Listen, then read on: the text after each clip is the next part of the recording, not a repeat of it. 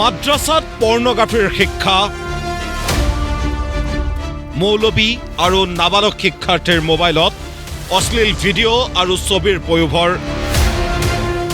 যি সময়ত চৰকাৰে ইখনৰ পিছত সিখন অবৈধ মাদ্ৰাছাত উচ্ছেদ চলাইছে, যি সময়ত চৰকাৰে মাদ্ৰাছাত চলোৱা উচ্ছেদক ধৰ্মীয় শিক্ষা গ্ৰহণত বাধা বুলি এছামে বিৰোধিতা কৰিছে, সেই সময়ত মাদ্ৰাছাৰ নামত লাহৰীঘাটৰ টেঙাগুৰিৰ এখন অবৈধ মাদ্ৰাছাত চলা কৰ্মকাণ্ডই চকু কপালত তুলিব আপোনাৰ।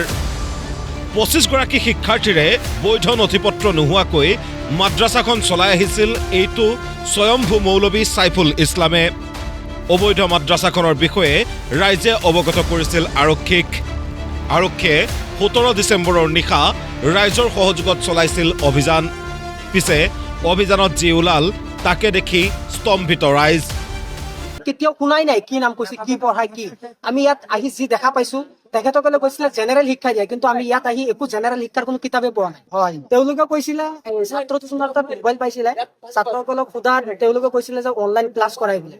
তেতিয়া আমাৰ ছাৰসকলে যেতিয়া মোবাইলটো চেক কৰিছে, তেতিয়া তাত পৰ্ণগ্ৰাফ পোৱা গৈছে আৰু শিক্ষকৰ মোবাইলটো চেক কৰাতে একে বস্তু পোৱা গৈছে। গতিকে আমি গম পাইছো নিশ্চয় ইয়াত অনলাইন শিক্ষাৰ নামত এইটো পৰ্ণগ্ৰাফী শিক্ষা দিয়া হয়। হতবাক আৰক্ষীও।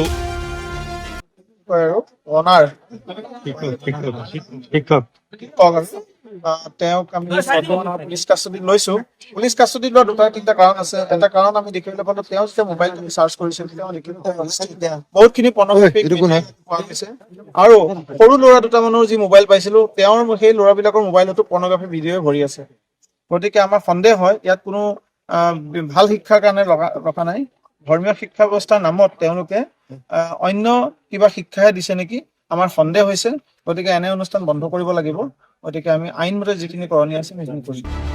পিছে এইটো স্বয়ম্ভু মৌলবীৰ মতে আকৌ পাঠ্যক্ৰম বেলেগ।